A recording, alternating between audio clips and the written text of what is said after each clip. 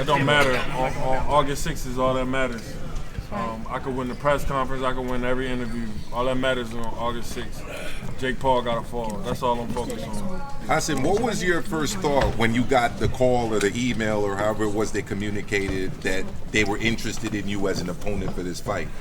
They actually kind of hit me with a little okie doke. Like they hit me like they wanted to see where my weight was and how I was feeling because they claimed to have been wanting to fight Anderson Silva.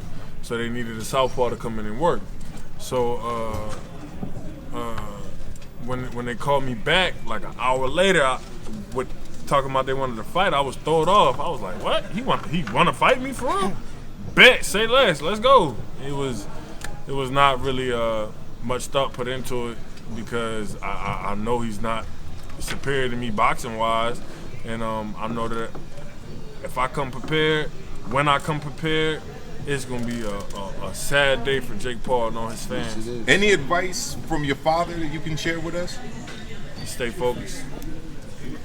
And when your father said that, essentially said that you've underachieved to this point at the press conference today, how did that make you feel? I mean, I wasn't really surprised. My father always tell the truth. So, he not going to sit here and lie to y'all. I could have been... I love you too. I could have been in better shape for all my fights. But that's the beauty of it. He's not gonna. That's why I love my dad so much. He's not gonna sugarcoat it. He's not gonna sugarcoat it for me. He's not gonna sugarcoat it for y'all. If I wasn't where I was supposed to be, like he said, he told y'all today I wasn't. And that come from me being full of myself and believing in this undefeated hype and. You can't be defeated and all this, everything you're doing is enough, nobody can touch you. I got humbled. I had to take a slice of humble pie and go back to the drawing board, get back with my coach, and go harder than ever before. How does it feel like to have Yoel Judah in your corner coming off of one of the biggest boxing wins in all of history, probably within a generation? What does it feel like for you to have Yoel in your corner? It's amazing. It's family, so it ain't nothing new. I knew what Devin was going to do before he even went over there. I knew he was going to come back with all the belts. And to have a mastermind, a person who's well-versed in not only boxing but many combat sports. This man knows fighting. This man knows what we up against, and he knows that when we come on August 6th, we're going to come ready, we're going to come prepared, and it's like I said before, it's going to be an ugly night for Jake Paul. People in my mentions nonstop are saying that you're going to take a dive in this fight because of one sparring session. Can you just put that to rest, and to all the people that are saying that this fight's going to be fixed, what do you say to that? I mean, look, man, I was in Atlantic City Boardwalk Hall. My father was fighting Evander Holyfield. He had a hematoma on his head the size of a cantaloupe. He put his life on the line in this sport. Holyfield could have hit that thing. It could have bust open. My father could have died. He really put his life on the line. You really think I'm going to disrespect not only my father, but the sport that I love, the sport that put me through private school, the sport that has afforded me not to ever want for anything. I've never wanted anything, ever, in my life, because of boxing. I don't know what it's like to want something because my father put in so much work in this sport and dedicated his life to this sport. So in what realm do you think I'm about to go out there and do anything other than put my best foot forward? You're asinine if you think that. Talk about avoiding the distractions with the with the bat and these other things that, he was almost trying to bait you into taking. You're clearly focused on the fighter. Is that kind of stuff? I'm turning this into a Hasim Rahman Jr. show. Right. It's not his show. Right. It's my show. And the fight's gonna go the same way. Whatever he try to do, I'm not gonna let him do. It's what I do. This my fight. It's not his fight. How important it is to defend the family name? Because you mentioned in the press conference how the last name is always in the boxing world and whatnot. That's what I'm saying. Like he tried to say he gonna end the. He can't. He can't. We in the history books forever. Rockman is in the history books forever. And I'm not the last Rockman. There's going to be a Rockman after me, Sharif, and there's going to be a Rockman after him, Hassan. Now, I don't know how many more Rockmans we got, But those two, Sharif and Hassan, are definitely coming after me.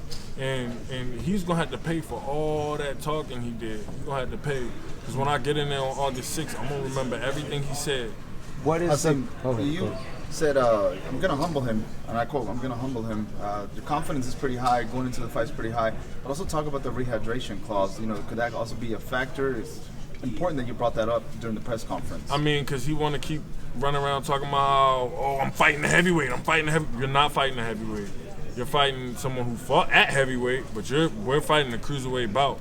This is a cruiserweight bout. And then on top of you already, he keep wanting to say heavyweight, but you put in the contract that I couldn't gain 10 pounds the next day, all the way up to like 6 p.m. Like, come on, man.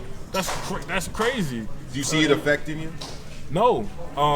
We have the best team in the world, and my weight's already coming down crazy. I'm gonna hit weight before the fight, and we're gonna be ready to go. I don't have no problem putting in the work.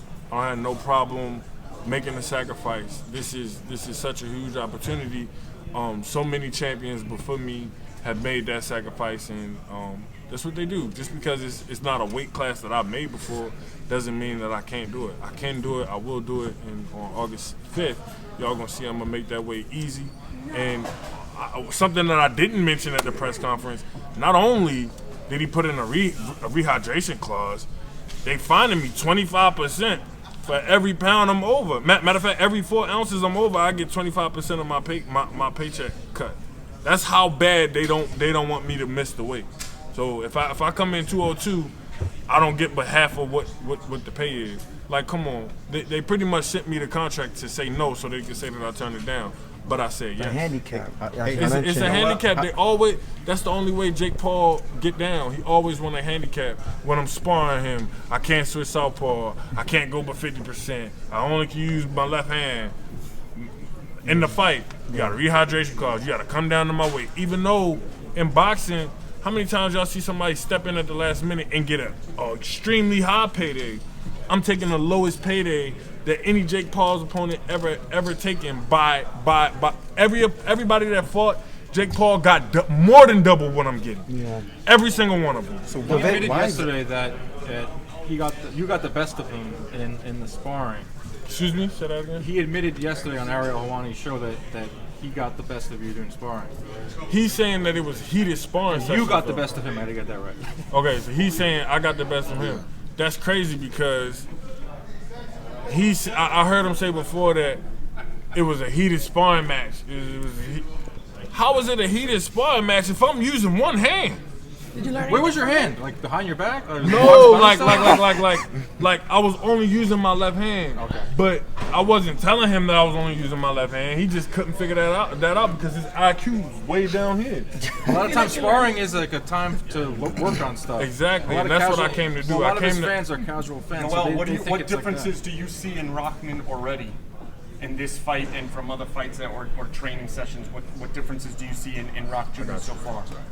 He's just way more focused. He's focused for this fight. This is the big one. You know what I'm saying? And he's going to do it. You know what I mean? He's up for this fight. He's doing everything we asked him for. And come August 6th, he's going to be victorious. How old were you when your dad beat Lennox Lewis? 9. Do you have any memories of it? Of course. I remember every second. And I knew right when Lennox hit the deck, I was screaming like, get up, get up, get up, get up. The reason why I was screaming get up was because I knew my father was such a killer, it was going to be a blockbuster if they let him put his hands on him again. But he didn't get up. And as soon as they waved it off and we won, I said, oh, it's a target on my back. And I was more so thinking of it like for my father, because I knew everybody would be after him. But I knew when I went back to school, when I went to football practice, when I went to basketball practice, I knew it was going to be a target on me because now we just did this astronomical thing that pretty much nobody had ever done up until that point. Last question. That's it, guys. Last question. She been waiting. Let her go. Yep. So, following your sparring session, I know we keep going back to that video. Do you feel like you actually learned anything from him? I'm sure you have an advantage over him. I mean, you learn every day in the boxing gym, but I was teaching. And this is the thing. Jake Paul don't never talk about the first time we sparred. He only talk about the second time, the time that they posted. Can you He tell don't us talk about about the first time we sparred was in California, and he was getting ready to fight Anisi and Gid, and I literally was walking him through it. Logan almost got his head taken off by Joey DeJeco, and then Jake got in the ring with me. Me and Joey had already sparred, so it's always a handicap with Jake. Me and Joey had already went like 6-8 rounds. Then Logan and Joey sparred, and Logan almost got his head taken off by Joey, like I said. Then I get in there with Jake, and they're like, these guys are YouTubers. They're not real. I walk Jake through every second of that sparring session. And I think that's probably why he was kind of upset. He's like, this guy's like talking to me, and I'm really trying hard. And Jake's he's a content creator. That's what he do. All right, guys. I know